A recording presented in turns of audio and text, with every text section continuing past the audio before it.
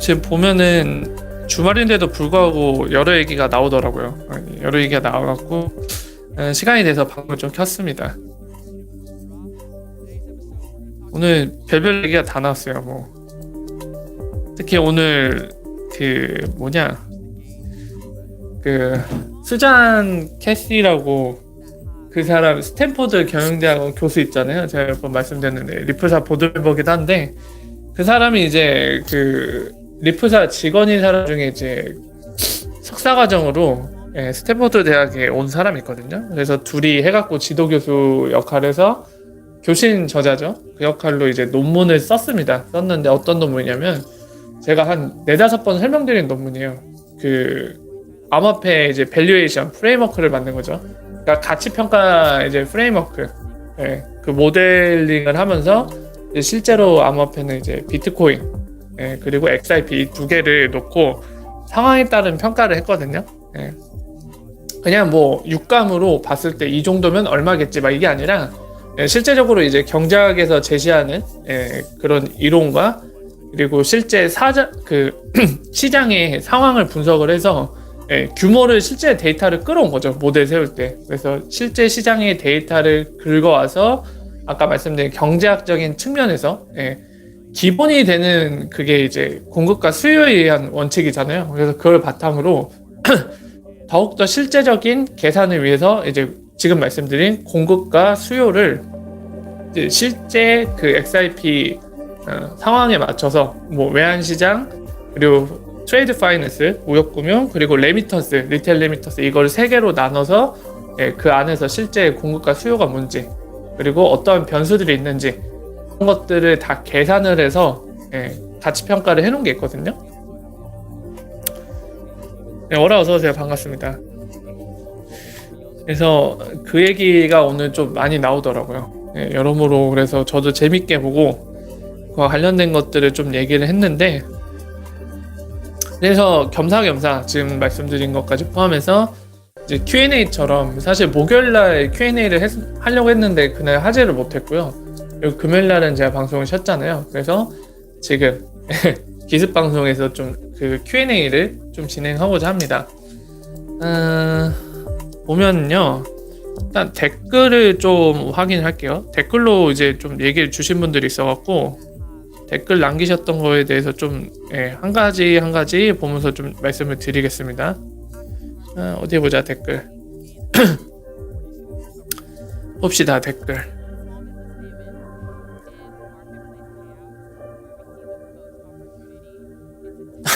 총 맞을지도 모른다고요? 그럴지도 모르죠. 자, 댓글 그동안에 남기셨던 거 이제 좀 제가 하나하나 짚으면서 좀 설명을 드릴게요. 봅시다. 댓글로 나인님이랑 당상찬우님이 새해 복 많이 받으라고 말씀을 주셨었는데 마찬가지로 여러분들도 새해 복 많이 받으십시오. 종란님도 새해 복 많이 받으라고 댓글을 남기셨었네요. 감사합니다. 자, 그리고 혜연민이 어서오세요. 뭐라? 자, 이블루님이라는 분이 남기셨는데 아마 이블루님은 좀 약간 XRP나 리프사가 하는 거에 대해서 좀 약간 비판적으로 보시는 분 같아요. 그래서 어떤 댓글을 남겼냐면 이런 댓글을 남겼습니다. 리프사가 잘못하고 있는 게 XRP를 가지고 있는 것에 대한 메리트를 줘야 하고 만들어내야 하는데 굳이 가지고 있지 않아도 거래에 아무런 문제가 없고 가지고 있으면 엄청난 리스크인데 어떠한 멍청한 금융권이 소유하려고 할까요? 라고 말씀해 주셨는데요. 글쎄요. 어떤 관점에서 말씀을 하신 건지는 좀 모르겠는데 왜냐면 디테일이 없으니까. 근데 제가 볼 때는 아마 이 맥락인 걸로 보이거든요. 그러니까 XRP를 홀딩하면은 리프사가 막 가격을 올려줘서 이거를 홀딩한 사람들한테 그런 차익을 볼 수 있게끔 그런 메리트가 있어야 되는데 그런 메리트가 없으니까 이거는 리스크만 되는데 어떤 멍청한 금융권이 소유하려고 할까요? 이렇게 얘기해 주시는데요. 그러니까 그냥 쓰임새가 없는 암호화폐면은 이 말이 정말 맞아요. 100% 맞는 얘기입니다. 단순히 뭐 어디에 쓰임새도 없고 그냥 단순히 투기적인 목적, 그러니까 차익만을 목표로 거래되는 어떠한 것이라면 XRP도 만약 그러한 종류에 속한다면 진짜 리프사가 한참을 잘못해도 잘못하고 있는 거죠. 어서오세요. 반갑습니다. 근데 문제는 XRP가 그런 목적으로 지금 사용하려고 하는 게 아닌 게 좀 다른 점이죠. XRP는 제가 매번 설명드려서 그 기본적인 비즈니스 모델이나 그리고 왜 그게 수요를 창출할 수 있는지, 그리고 수요가 창출되면 어떠한 변화가 생기는지는 뭐 지금 또 설명드리지 않아도 제가 굉장히 많이 설명을 드렸기 때문에 지금 다시 설명하지는 않을게요. 예전 영상에 친절하게 설명을 많이 했기 때문에 그 부분을 참고해 주시고요. 그래서 일단은 지금은 물론 이제 그 실제적인 유스 케이스, 실제 비즈니스에 사용되는 양이 하루에 얼마 정도 되죠? 일단은 빗소만 봤을 때는 XRP 개수로는 한 2천만 개 되거든요. 2천만 개면 얼마인가요?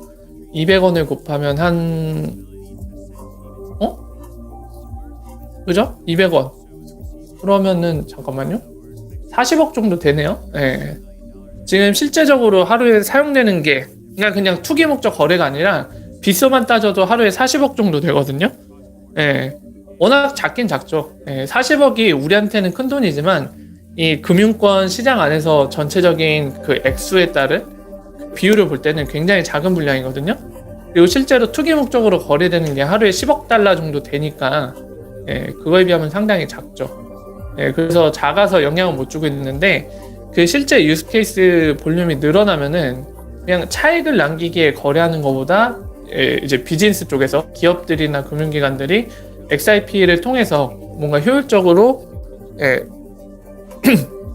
가치를 옮기고 빠르게 옮기기 위해서 그런 목적을 쓰는 게 커지면은 그거에 의한 수익 변화가 있을 수 있겠죠.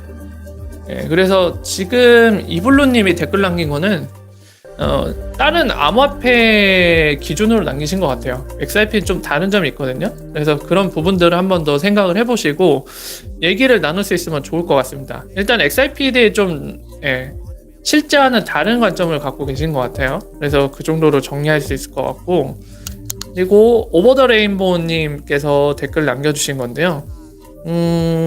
가장 객관적인 방송이라 즐겨보고 있습니다. 이 점 항상 감사드리고요. 질문이 있는데요. 그러면 ODL이 증가하면 XRP 가격은 항상 상승하나요? 사용량이 증가할 때 XRP 가격이 상승하지 않거나 오히려 하락하는 경우도 예상할 수 있는지 궁금하네요.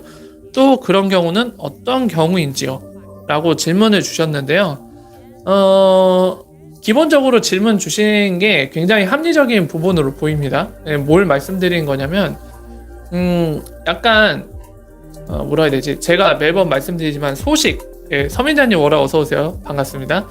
어떤 소식이 있을 때 이 어떠한 소식은 호재냐 악재냐, 일반적으로는 다들 그렇게 접근하고 계시거든요. 근데 제가 매번 소식 설명드릴 때도 항상 중간중간에 말씀드리지만은 호재 아니면 악재 이렇게 딱 떨어지는 소식은 거의 없어요. 대부분 95% 이상이 호재냐 악재냐 이렇게 이분법적으로 갈리는 문제가 아니라 복잡한 이해관계를 갖고 있기 때문에 그 하나의 소식 때문에 그냥 이 소식만으로 호재다 악재다 이렇게 분류짓기 어렵다고 말씀을 드렸죠. 그것과 좀 같은 맥락인데요. 지금 질문 주신 것처럼 ODL이 증가하면 XRP 가격은 항상 상승하나요? 라고 질문 주셨는데, 사실 ODL 볼륨량이 증가하는 걸 의미하잖아요. ODL 증가가. 근데 볼륨이 증가하는 게 바로 가격 상승으로 이어지진 않습니다. 어떤 게 이어져야 되냐면 ODL 사용이 증가한다는 거는 XRP를 브릿지로 삼아서 송금하기 때문에 그 사용량이 증가했다는 거고요.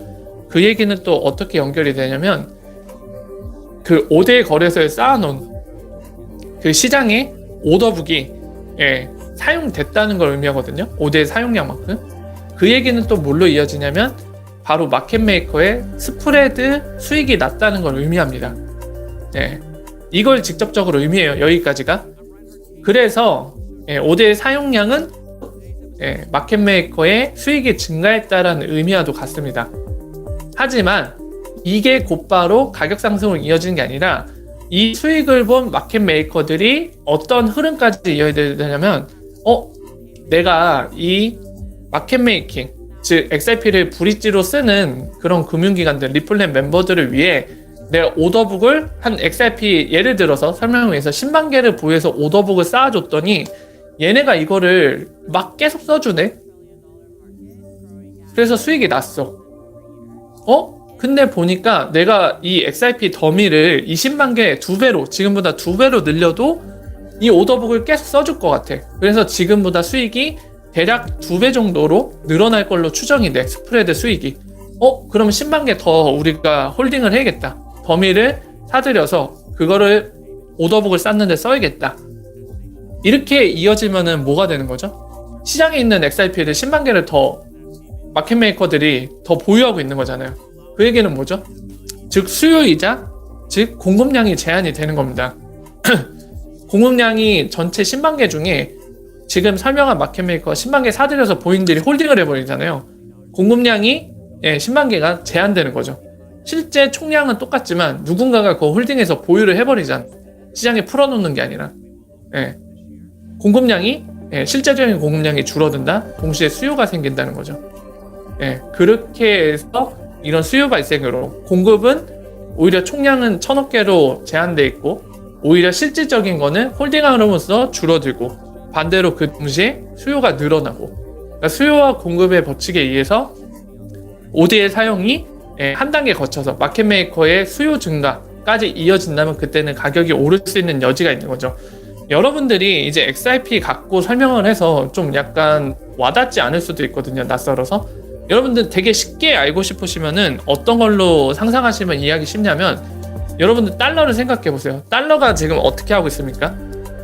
크로스오버 페이먼트 시장에서 사실 브릿지 역할을 하고 있는 거나 다름없거든요. 달러 중심으로 전 세계 법정화폐가 페어링이 제일 잘 돼 있으니까 제가 이제 실제 은행 스프레드를 보면서 설명을 드렸죠. 우리나라 몽골 법정화폐는 우리은행과 하나은행을 봤을 때 스프레드 연결이 없어요. 은행에서 환전을 못 해줘요. 환전 서비스로. 못 간다는 얘기잖아요. 왜냐면은 그 교환을 제공해주는 마켓메이커가 없다는 거잖아요. 은행이 그걸 안 한다는 거잖아요. 홀딩을 안 하고 있다는 얘기죠, 지금. 그러니까 이런 경우에 어떻게 해요? 달러 같은 경우는 전 세계 법정화폐랑 페어링이 잘 돼 있으니까 달러를 거쳐가면은 그렇게 몽골 법정화폐로 갈 수 있죠. 하지만 이렇게 해서 가게 되면은 무슨 단점이 생기죠? 시간. 처리하는데 시간 증가, 그리고 비용도 증가. 당연한 이치죠. 중간에 중개인들이 많이 거치면 비용이 올라갈 수밖에 없죠. 그죠? 자, 그러니까, 그러니까 지금 같은 경우에 이런 문제가 생기는데, 다만, 이런 문제가 생기는 상황 속에서 달러가, 그 풍부한 유동성, 그리고 세계적인 안정되어 있는, 이런 장점들, 그리고 세계 여러 나라 웬만한 곳에서 달러가 먹히기 때문에 보편적 수용성을 갖기 때문에 신흥국가 이머징 마켓은 여러 가지 이유로 본인들 경제이기 외환위기가 오지 않도록 달러를 보유하는 거죠. 아까 이유 때문에 보편적 수용성이 있으니까 달러를 보유하고 있으면은 뭔가 외화 관련된 문제가 생기면 달러로 처리해 버리면 되잖아요. 그러니까 이런 이유들 그리고 아까 얘기한 외환위기 이런 것에서 벗어나기 위해서 유동성 문제에서 벗어나기 위해서 달러를 보유해 놓기도 하잖아요. 그러니까 실제로 지금 달러가 이머징 마켓 신흥국가 보유 그리고 웬만한 경제 강대국들도 마찬가지로 달러가 기축통화이기 때문에 보유를 하고 그걸 통해서 뭐 송금에도 쓰고 여러 가지로 쓰고 있죠. XRP도 마찬가지입니다. 상상을 해보세요. 지금 XRP가 하고자 하는 게 달러가 크로스보더 페이먼트 시장에서 하고 있는 것과 동일한 거거든요. 거의 비슷합니다. 물론 이제 디테일한 면이 다르긴 하지만 그 역할은 추상적인 레벨에서 볼 때는 비슷해요. 그러면 여러분들 상상을 해보십시오. 지금의 달러가 추가로 발행이 안 돼요. 그냥 발행량 고정이야. 더 이상 미연준에서 안 찍는데 많은 국가, 신흥국가에서 점점 달러 보유량을 늘리려고 그래요. 여러 가지 이유 때문에 달러가 더 필요한 것 같아. 막 신흥국가 우리나라 막 이런데 뭐 일본, 중국 다 포함해서 달러 보유량을 늘리려고 그래. 여러 가지 이유로. 근데 발행은 추가로 안 해요. 미연준이. 상상해 보세요. 환율이 어떻게 될 것 같습니까, 여러분들? XRP도 그 구조예요. 아까 설명드린 거. 만약에 제가 XRP 기준으로 잡아서 아까 설명드린 부분도 있잖아요. 마켓메이커랑 이게 좀 이해하기 어렵다 하시면은 지금 달러로 비유한 걸로 생각하시면 굉장히 알기 쉽습니다. XRP도 1000억 개 발행량 고정이죠. 그런 상태에서 마켓 메이커들이 자꾸 보유하려고 한다. 그리고 나중에 2단계로 가서 은행들까지도 자꾸 보유하려고 한다. 어떻게 될 것 같습니까? 근데 수요는 늘어나요. 시장에서. 이거 갖다가 크로스보더 페이먼트 하려는 늘어나요. 자꾸 보유하고 있는데. 그러면은 마찬가지로 환율이 어떻게 됐어요? XRP 대비 법정화폐 환율이? 답은 대충 나와있죠. 그러니까 제가 거듭 말씀드리는 게 리프사가 지금 비즈니스 모델로 만든 게 외환시장으로 이해하면 쉽다고 제가 거듭 말씀드린 이유가 방금 설명드린 부분이에요. 그 구조를 똑같이 가져가고 있습니다. 지금 리프사가. 자, 그래서 그 오버 더 레인보우 님이 질문 주신 거는 뭐라고 해야 될까요? ODL이 증가하면 XRP 가격은 항상 상승하네요. 이 질문 주셨는데 그 질문에 대한 답을 직접적으로 하자면 그렇지 않습니다. 아까 설명드린 대로 ODL 볼륨이 올라갔을 때 마켓 메이커의 수요가 올라가야 돼요. 그래야지 가격이 오르는 겁니다. 근데 그 부분이 약간 그러면 안 될 수 있는 거 아니냐 하시는데 안 될 수도 있지만 대체로 동기부여는 되는 게 아까 설명드린 대로 ODL을 많이 사용할수록 어떻게 된다? 거기에 유동성을 제공하는 마켓 메이커들의 오더북이 쓰인다는 얘기이기 때문에 마켓 메이커의 수익이 올라갑니다. 수익이 올라가는 거를 마다할 이유는 없겠죠. 그러니까 다른 제약상, 다른 이유 때문에 뭔가 이 수익을 올리는 거에 있어서 방해가 되지 않는다고 하면은 다행히 XRP 보유량을 늘려서 그 수익을 극대화시키려고 하겠죠. 이런 동기부여되는 장치가 있기 때문에 만약에 그 부분까지 이어진다면 아까 말씀하신 질문에 대해서는 마켓 메이커의 수요까지 증가되는데 연결이 된다고 하면 가격은 오릅니다. 그래서 그걸 설명드렸고요. 김용관님이 댓글 남기신 건데 리프사 불합리한 점 제기함이 오름이라고 주셨네요. 네, 그쵸? 저도 거듭 말씀드리지만 저희가 뭐 리프사 빠돌이도 아니고 리프사가 지금 뭐 우리의 전부다 이건 아니죠. 사실 리프사가 잘했을 때 XRP에 도움이 될 것 같으니까 응원을 하는 거지. 저희는 잘 주시를 해야 됩니다. 리프사가 천사 회사는 아니에요. 본인들 돈 벌려고 하는 거기 때문에 우리의 이해관계와 항상 일치하진 않을 수 있습니다. 그래서 지켜보는 게 맞고요. 때론 필요하다면은 모든 걸 자꾸 긍정적으로 보는 게 아니라 뭔가 좀 조짐이 안 좋다 싶으면은 거기에 대해서 자세히 살피고 뭔가 이상한 짓거리를 하고 있다 이러면은 저희가 거기에 대해서 비판을 해야 되고 거기에 대해 대응을 해야 되는 건 맞습니다. 자, 월화 어서오세요. 반갑습니다. 자, 그리고 2차 삼순이 님이 기대 가격 이렇게 질문 주셨는데 저는 없어요. 자, 그리고 이상섭 님이 질문 주신 거, 리플 코인과 스텔라 루멘 코인은 같은 업종인가요? 통상 리플 상승하면 스텔라도 함께 움직이던데 언제 한번 방송해 주세요 이렇게 질문 드렸는데요. 비슷해요. XRP랑 스텔라랑 잡은 비즈니스 모델 컨셉이 비슷합니다. 둘 다 브릿지고요. 아마 상성님도 아시겠지만은 애초에 XRP 소스 코드에서 탄생한 게 스텔라 루멘이기 때문에 애초에 프로그램 자체도 비슷한 점이 많습니다. 유사점이 많고 실제로 그 제드 18색깔 조카 신발이 크레파스 제드도 역시 처음에는 오픈 코인 해갖고 XRP 레저 만들 때 초창기 멤버였죠. 여러 가지로 XRP와 떨어뜨릴 수 없는 관계는 맞는데요. 시장에서 많은 분들이 상상님처럼 그 얘기를 해주시더라고요. XRP 오르면 스텔라 루멘도 오른다. 둘이 형제다. 이런 얘기 주시는데 실제로 그런 현상이 있는 것 같습니다. 왜냐하면 많은 분들이 그 얘기를 해주시거든요. 근데 뭐 그 같이 움직이는 게 도대체 뭐 때문에 같이 움직이는지에 대해서 얘기를 나눠보자면 글쎄요. 저는 거기에 대해서 노 아이디어입니다. 크게 관심도 없고 같이 움직이긴 하지만 뭔가 특별하게 떼어놓을 수 없는 명확한 관계가 있기 때문에 같이 움직이는 걸로 보이진 않거든요. 그래서 그 부분에 대한 제 개인적인 생각은 그렇습니다. 그렇고 자, 뭐 수고하십니다. 이제 뭐 배경음악 좀 바꿔주시면 안 될까요? 뭐 가장 궁금했던 부분이네요. 이런 피드백 댓글도 있으셨고요. 그리고 질문 주신 거는 이제 정우님이 질문 주신 걸 봐야겠네요. 자, 이런 질문 주셨네요. 잠깐 이 질문 내용 보기 전에 잠깐만 말씀드릴게요.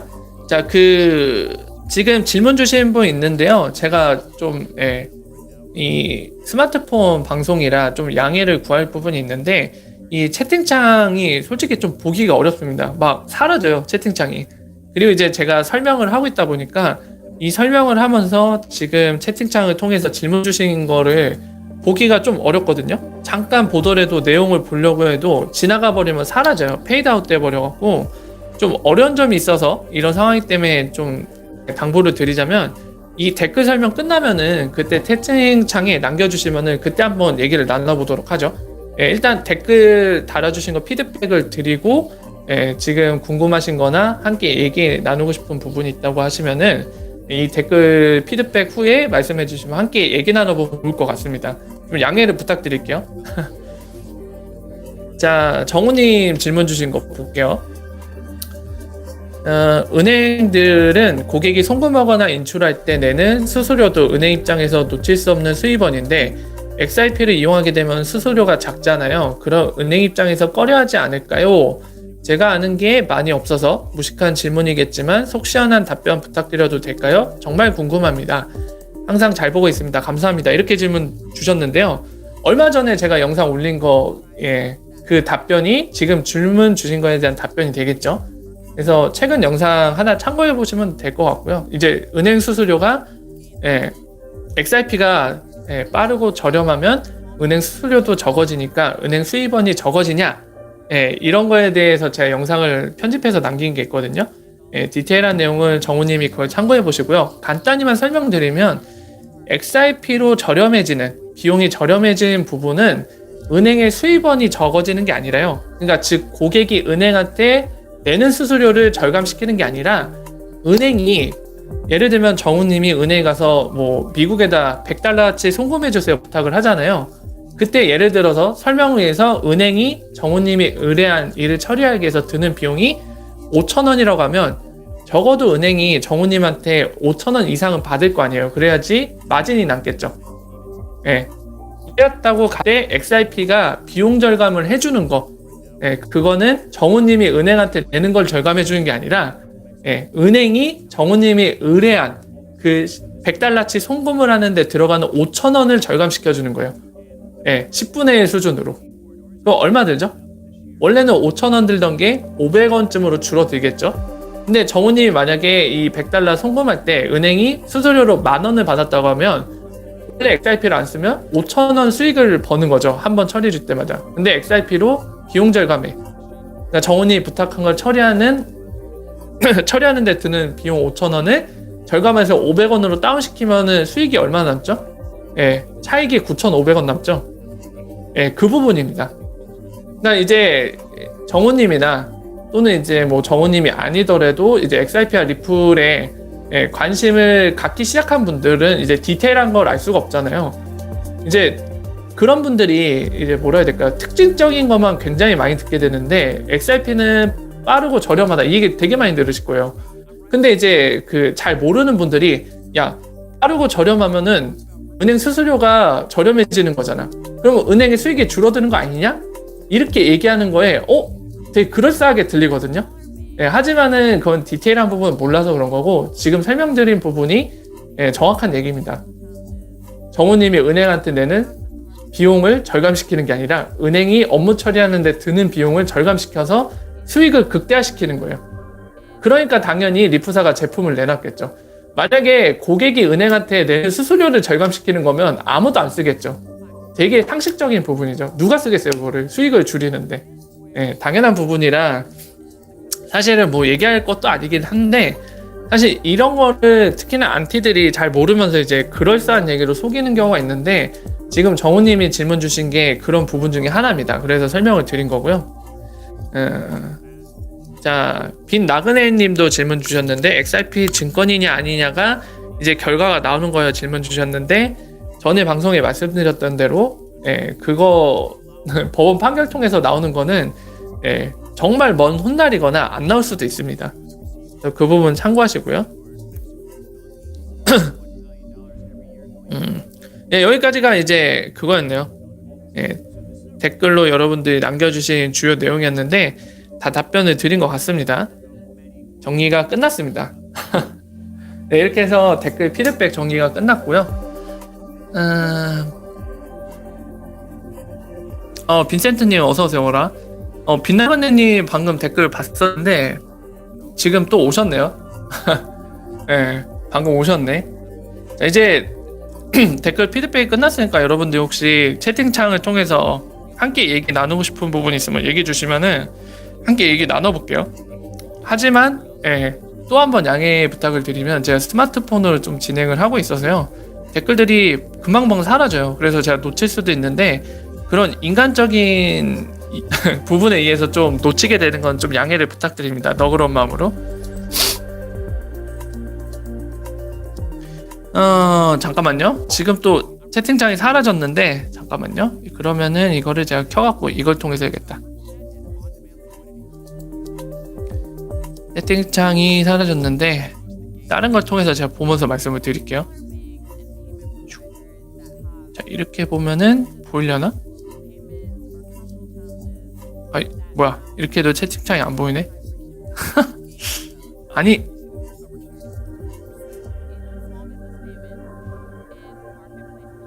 이거 채팅창 이렇게 누르면 보인다. 됐다. 해결 봤어요, 드디어. 자, 쉐인 앨리스 티어리 라고 말씀하시면서 질문을 주셨다고 하는데 제가 처음 봐요. 쉐인 앨리스 티어리라는 거는 처음 봅니다. 어떤 이론 같은데 그 내용이 뭔지 모르겠는데 한 번에 XRP 가격이 확 오를 수 있다는 썰이라면서 이제 의견 부탁드린다고 말씀 주셨는데요. 가능하겠죠. 가능한데 저는 ODL 사용에 의해서 확 오를 수 있는 가능성은 없다고 봅니다. 왜냐면은 그 기술적인 사용 그 커브 곡선을 제가 그려서 몇 번 보여드렸잖아요. ODL 사용량이 하루 만에 갑자기 막 어마어마하게 그렇지 않고 점진적으로 도입이 되면서 약간 곡선의 형태 또는 직선의 형태로 오른다면은 실제적인 수요에 의해서 가격이 한 번에 뭐 예를 들면 1달러에서 뭐 10달러로 한 번에 오른다거나 이런 일은 있을 수 없다고 봐요. 저는 오히려 펌핑으로 그런 일은 가능하다고 봅니다. 펌핑은 진짜 강제적으로 올리는 거잖아요. 조작을 해갖고 그런 거는 얼마든지 가능하죠. 2017년에도 실제 그런 일이 있었고요.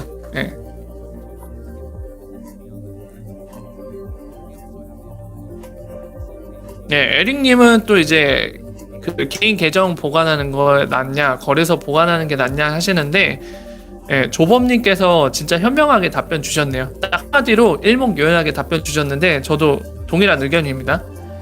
약간 전문적인 지식이 없거나 컴맹이시면은, 거래소가 나올 수도 있어요.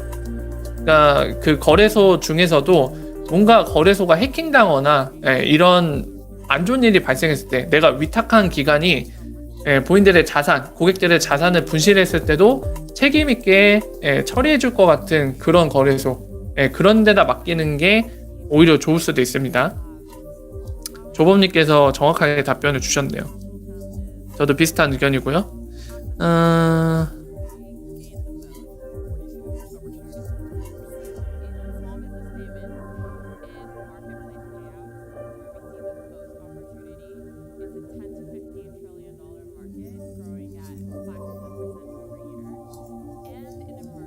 왜 눈물 흘리세요? 관리가 좀 힘드시면은 거래소에 놔두시는 게 오히려 현명합니다. 근데 이제 관리하기 쉬운 도구로 보여질 수 있는 게 예를 들면요. 그러니까 지금 얘기하려는 특정 제품이 안전하다고 얘기하는 건 아닙니다. 그냥 예를 들면요.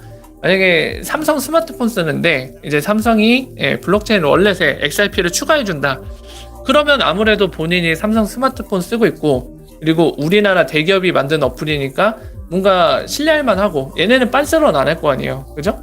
뭔가 얘네가 사기쳤다가는 큰일 나죠. 대기업이니까. 그리고 대기업 입장에서 얼마든지 사기칠 수는 있긴 한데 그렇게 한탕으로 사기쳐서 해먹는 것과 그리고 본인들이 비즈니스를 지속적으로 이어나갔을 때 이익이 어느 게 더 크냐 했을 땐 대기업 같은 경우 후자거든요. 보통은 사기치고 빤스런 하기 쉬운 곳이 영세한 기업들이나 규모가 작은 회사들이죠. 왜냐면 앞으로 사업을 계속해도 계속해서 얻는 이득보다 내가 지금 한 방에 사기쳐서 한 100억 원 버는 게 더 이득이다 이런 결론이 나기가 쉽거든요. 근데 삼성 같은 회사는 좀 얘기가 다르죠. 빤스러나기 힘듭니다. 그러니까 오히려 그런 합리적인 이유 때문에 신뢰하기도 좋고, 그리고 이어서 더 이유를 말씀드리면은 그 우리나라 회사잖아요. 그러니까 한글 인터페이스도 잘 지원되고, 그리고 고객 대응도 잘 지원이 되겠죠. 해외 회사보다는. 그리고 무엇보다 아까 말씀드린 대로 자기가 삼성 핸드폰 쓰면은 어플도 호환도 잘 되고요. 아무래도 거기에서 XRP를 추가해 준다고 하면 아무래도 관리하기 쉬워지죠. 게다가 삼성 블록체인 원래 보면은 그 페이먼트, 그러니까 어디에 주고받는 것들까지도 손쉽게 할 수 있도록 인터페이스를 제공하거든요. 그러니까 여러모로 좋은 것 같습니다. 그래서 실제적으로도 제가 몇 번 말씀드렸는데요. 저는 삼성 블록체인 월렛에 XRP 추가해주면은 그걸로 관리할 거예요. 거래소에 있는 거 다 껐지도 모릅니다. 저도 그냥 제 개인적으로는 그렇게 할 생각이 있고, 그렇다는 거를 공유 드리니까 한번 참고해 보시고요. 무엇보다 아까 조범님도 얘기했고 저도 얘기했지만 본인한테 가장 적절한 방법을 선택하는 게 가장 좋습니다.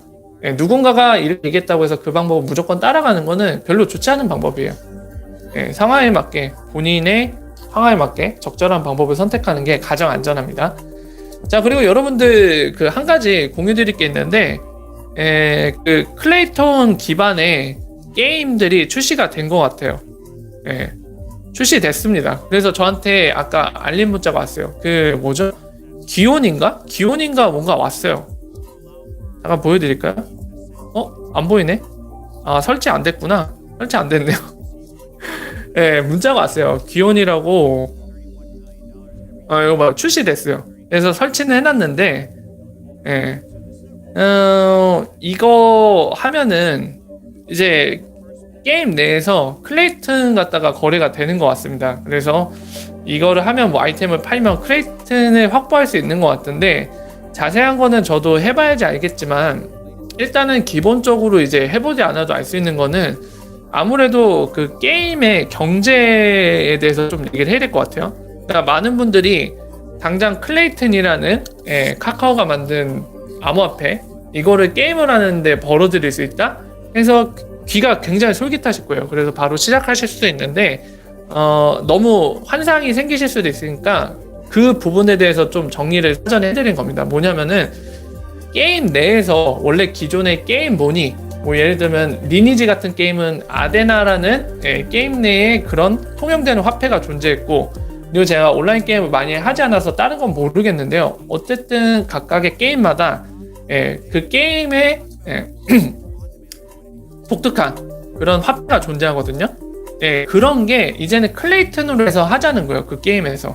근데 여러분들 잘 생각해보면 리니지 같은 게임은 사용자가 굉장히 많았잖아요. 그래서 실제로 그 원화 갖다가 게임 아이템이 거래도 많이 됐잖아요. 뭐 어떤 게임 리니지 아이템은 막 실제 돈으로 원화로 막 1억 뭐 몇천만 원 이렇게 나오기도 했잖아요. 그 가치를 뒷받침해 줄 수 있는 게 바로 뭡니까? 수요죠. 추상적으로 얘기하면 수요고, 그리고 그 수요를 좀 더 현실 세계 데이터적으로 접근해서 얘기하면 리니지 사용자가 많다는 얘기잖아요. 그게 뭐죠? 리니지 게임을 즐기는 사람 많다는 얘기고, 시장의 규모가 된다는 얘기입니다. 그러니까 그게 원화로도 고가에도 거래될 수 있는 거죠. 자, 귀온, 지금 보이는 귀온 게임 봅시다. 만약에 이 귀온 게임이 아이템이 클레이튼으로 거래되기 때문에 내가 좋은 아이템이 생겨서 팔아요. 클레이튼을 벌 수 있겠죠. 이거는 부인할 수 없는 사실이지만 여러분들 잘 생각해보세요. 만약에 귀온의 사용자가 적다면, 이 생태계, 이 시장 자체가 적다면, 그러면은 이 게임 내에서 지존급 아이템이 나와도 이거를 막 한 1억 클레이튼으로 사겠다, 거래된다, 이런 일이 일어날 수 있을까요? 안 되겠죠. 불가능하겠죠. 그러니까 결국에는 이 기온이란 게임, 그리고 기온이 아니더라도 다른 클레이톤 기반의 게임들이 이제 뭐 우후죽순으로 생겨날 텐데, 결국에는 그 게임의 생태계에 달려있는 거예요. 만약에 규모가 작으면은 뭐 이걸로 클레이튼을 막 엄청나게 벌어낸다? 불가능할 겁니다, 아마. 그래서 그 점을 명확히 하시고, 뭐 필요하시면 하시면 되는데, 저는 해보긴 할 거예요. 해보긴 할 건데 막 웬만해서는 특별한 이슈가 없다면 길게 하진 않을 겁니다. 한번 해보고 어떤 식으로 클레이튼 계정을 만들고 클레이튼 계정 만든 걸 통해서 이 게임, 기온이란 게임 내에서 클레이튼을 어떻게 받아오는지 그런 구조 파악하기 위해서 한번 해볼 거고요. 그리고 받아온 클레이튼을 뭐 어떻게 뭐 법정화폐로 바꿀 수는 있는 건지 이런 부분, 제가 궁금한 부분들에 대해서 확인을 하고 계속 하진 않을 것 같아요, 저는. 그래서 이 부분이 확인되면 여러분들께 공유를 드릴게요. 그래서 궁금하신 부분들은 참고해서 한번 해보십시오. 그 XRP도 포르테라는 그런 스타트업 업체한테 투자를 했잖아요. 게임 내에서 이런 생태계를 XRP를 통해서 하겠다라는 업체에 투자를 했는데 거기는 아직 실체가 없죠. 뭔가 아직 만들어진 건 없습니다. 근데 클레이튼은 지금 아무래도 그 카카오라는 회사가 만들었기 때문에 뒷받침할 수 있는 이 생태계에 참여하는 회사들이 좀 있는 것 같아요. 그래서 벌써 출시가 됐는데 한번 보죠, 어떻게 진행이 되는지. 굉장히 중요한 부분이기도 합니다. 아, 클레이튼 벌써 해보셨어요? 아, 그래요? 저도 그냥 궁금증만 해결하고 안 할 건데 벌써부터 별로 안 좋네요. 근데 잠깐만, 다운로드가 100개밖에 없네요. 안 게임이네.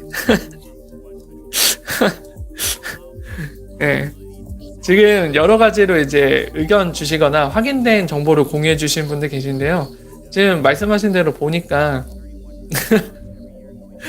좀 심각해 보이네요. 다운로드도 100개밖에 안 되고 리뷰도 6개밖에 없네요. 자, 그리고요. 몇 가지만 좀 말씀드릴까요? 이것도 이제 다보스에서 다음 주에 있는 거죠? 다음 주 맞죠? 행사 있는 다보스 관련된 거를 이제 트위터에서 저를 태그를 남겨주셔서 이제 다시 한번 말씀드리는데요. 지난번 방송 때 봤지만은 브래드 갈링하우가 지금 보시는 트럼프라던가 레가르드 의장 여기 있죠? 같이 스피킹하는 게 아니라 여기 행사에 참여하는 언론인 월스트리트 저널의 이벤트로 스폰을 해서 리프사가 스폰을 한 거예요. 거기에 스폰해서 단독 인터뷰 자리를 가집니다. 대략 1시간 반이었던 걸로 제가 기억이 나는데 그렇게 해서 이제 안에 한 세션에서 이제 인터뷰로 스피킹을 하는 거고요. 뭐 방금 말씀드린 여기 트럼프라던가 레가르드 의장과 뭔가 같은 프로그램 또는 같은 단상에서 얘기하는 건 아닙니다. 그래서 그 부분은 좀 오해 없으셨으면 정확하게 파악할 수 있겠죠.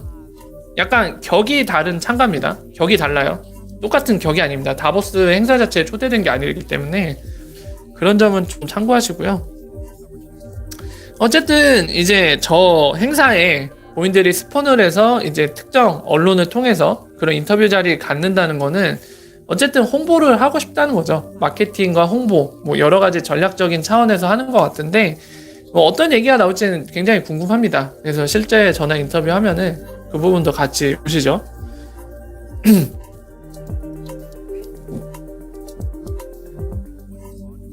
아니 근데 기온을 그냥 해보지 말까요? 이미 몇몇 분들이 해보고 나서 리뷰를 해주시는데 해볼 가치가 없는 것 같은데? 이거 안 해봐도 되는 건가? 좀 고민이 되네요. 근데 해볼 것 같아요. 왜냐면은 그게 궁금해요. 저는 클레이튼 생태계가 어느 정도까지 돼 있는지 궁금해서 해보긴 해봐야 될 것 같습니다. 확인은 해야죠.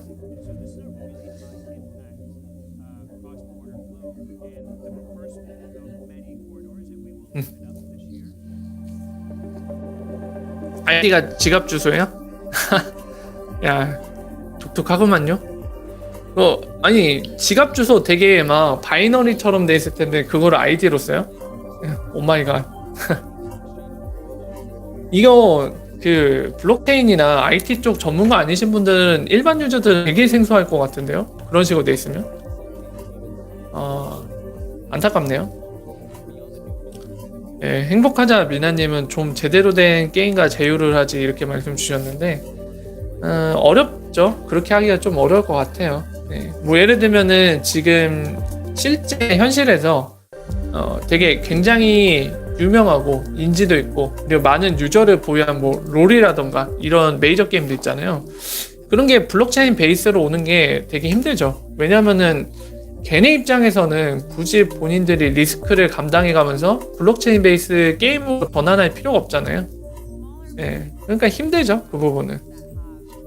이 블록체인이라는 게 만약에 메인스트림으로 올라있다, 대세를 거역할 수 없는 상태다, 그러면은 얘네들이 참여를 고려해 보겠지만 사실 그럴 필요가 없거든요. 지금 상태로 비즈니스 영위에도 돈은 잘 벌고 있고, 그리고 블록체인 베이스로 전환하지 않더라도 예, 말씀드린 대로 돈 잘 벌고 있고 리스크는 없고요. 근데 블록체인 베이스로 전환하면 예, 리스크를 수반할 수 있겠죠.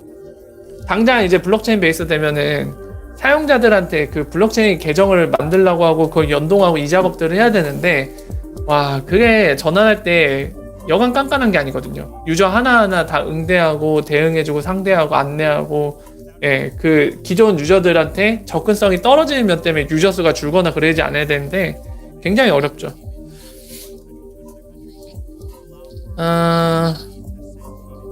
에릭님 질문 주신 거, KBS 비트코인 방송한 거 보셨나요? 질문 주셨는데, 방송한 건 얘기 들었는데 보지는 않았어요. 솔직히 볼 시간이 없습니다. 요즘에 너무 바빠갖고 죽었어요. 회사 일 때문에 너무 바빠요. 누가 제일 좀 대신 다 해주면 좋겠어요. 죽었다. 다음 주에 출근하기 싫은데 진짜. 오마이갓. 여러분들 그거 말씀드릴게요. 지금 화면에 보여서 설명드린 건데, 그 어스포트 관련해서 제가 말씀드린 적 있잖아요. 예, 어스포트가 리프사 관계를 맺은 거, 예, 그게 2016년 기사, 막 진짜 옛날 기사들밖에 없거든요. 근데 참고하실 만한 게 있습니다. 지금 화면 보이시는 화면이 어스포트 홈페이지거든요. 예, 라이브로 가볼게요. 라이브로 가서 보여드리면서 말씀드릴게요. 창 하나 더 열어갖고 어스포트. 이거 또 왜 이거 뭐야, 막 그림이 그려지는데? 아랍 문자, 중동 문자가 막 장난 아니네요. 이런 거 보면 무서워요. 왜 중동 문자가 나오지? 난감한데? 자, 열렸죠? 자, 어스포트는 아까 말씀드린 2016년에 리프사 이런 파트너십을 맺은 초창기 파트너 회사거든요. 근데 얘네를 누가 사들였죠? 비자가 사들였잖아요, 작년에. 그러면서 이제 굉장히 많이 많았고, 다만 아까 말씀드린 것처럼 뭐였어요? 진짜 옛날에 공지 뜨고 최근에는 뭐 리프사 어떤 일을 하고 있다던가 리프사 관계를 잘 유지하고 있다는 얘기가 없어요, 공식적으로. 그래서 굉장히 좀 아리달송한데, 지금 보신 것처럼 어스포트 지금 메인 화면인데 뭐가 보이나요, 여러분들? 여러분들이 좋아하시는 뱅크 오브 아메리카 보아도 있고 막 그런데, 뭐가 또 있죠? 리프사가 있죠. 우측 상단 보시면은 리프사 마크가 보이죠. 그래서 이거를 보면은 관계는 유지하고 있는 걸로 보입니다. 만약에 관계 유지 안 하고 있는데도 본인들의 파트너십에 대해서 이렇게 명시한 내용을 수정 안 하고 있다는 거는 진짜 구멍가게란 얘기죠. 실제는 다른데 이거를 계속 이 상태로 방치하고 있으면 구멍가게죠. 그래서 어스포트가 구멍가게가 아니기 때문에 그런 점을 감안한다면 리프사와 관계는 유지하고 있는 걸로 보입니다, 이걸 봤을 때는. 그래서 저는 긍정적인 신호로 보여요, 이거는.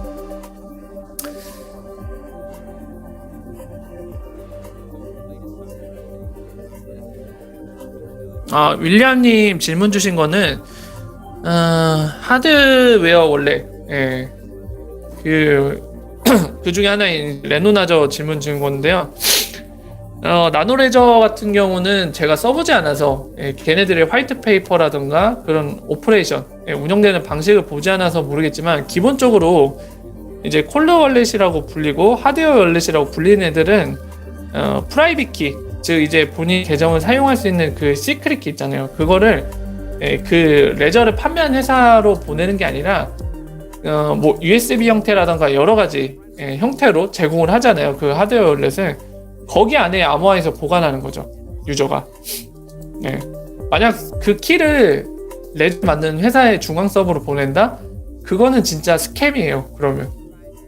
아무리 그 회사가 만든 하드웨어 월렛이고 그 회사가 나는 믿을 만한 회사다 이렇게 주장하면서 그런 식으로 운영할 수도 있지만 실제로 그렇게 운영하는 회사가 있다면 저는 과감하게 말씀드릴 겁니다. 스캠이다. 아니 그 본인의 블록체인 비밀번호를 안전하게 보관하려고 하드웨어 월렛을 사서 나만 알 수 있게 안전하게 보관하려고 사는 건데 그거를 나노레저라던가 또는 하드웨어 월렛, 콜드 월렛을 만든 회사의 서버로 보낸다 그 키를? 야 그건 말도 안 되죠. 만약에 그러면 그 회사가 해킹을 당했어요 서버가. 그럼 내 비밀키가 노출되는 거잖아요. 말도 안 되는 거죠. 애초에 콜드 월렛의 존재 의미가 뭔데요? 만약 그렇게 운영하는 회사가 있다면 방금 설명드린 부분 때문에 저는 사기라고 얘기할 거예요. 예. 예, 어라 어서오세요. 반갑습니다.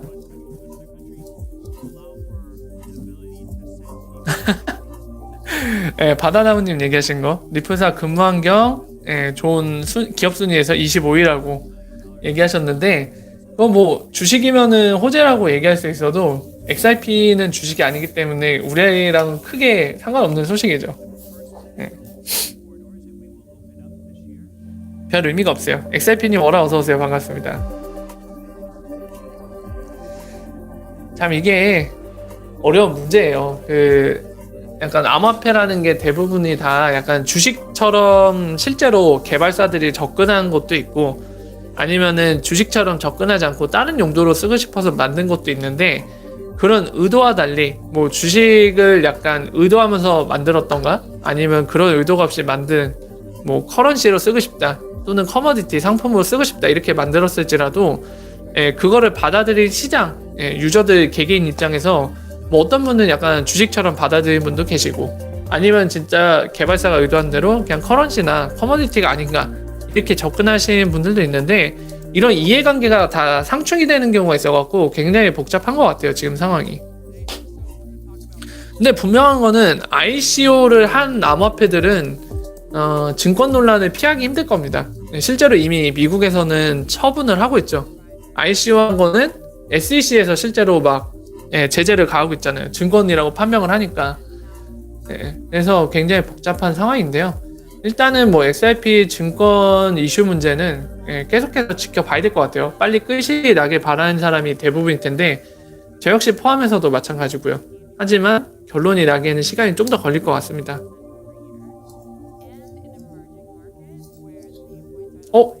저는 이제 마무리 지어야 될 것 같네요. 우리 따님께서 일어난 것 같습니다. 슬슬 마무리 지어야 될 것 같은데 윌리엄님 얘기하신 거 마무리하면서 다뤄보고 마무리 지을게요. XRP가 금이라는 얘기들이 떠돌던데 파이낸셜 리셋되면 그리 된다는 음모론이 있던데 어떻게 생각하시나요? 하시는데 저는 개인적으로 가능성이 낮은 얘기라고 생각되어져요. 굉장히 가능성 낮다고 봅니다. 가능성이 0%는 아니겠지만 굉장히 낮다고 보여져요. 그건 진짜 그 많은 권력을 갖고 있는 그 존재들이 그렇게 해줘야지 가능할 것 같은데 글쎄요 그런 일이 일어나면 쉽지 않지 않을까요? 워라 박가수님 정준님 어서오세요. 자, 그래서 질문 주신 그 부분에 대한 제 개인적인 생각은 그렇습니다. 그래서 사실 깊은 생각 안 해요 그 부분은. 애초에 들을 때마다 직관적으로 가능성 낮은 얘기라는 생각이 들기 때문에 깊게는 생각 안 하고 있습니다 애초에. 자, 어라 어서오세요. 자, 이제 마무리를 할까 하는데요. 여러분들 주말 잘 보내시고 그리고 주말이 끝난 뒤에 그때 또 찾아뵙고 얘기를 나누도록 하죠. 사전에 좀 안내 드리면 다음 주에 제가 아마 방송을 하기 힘들 것 같습니다.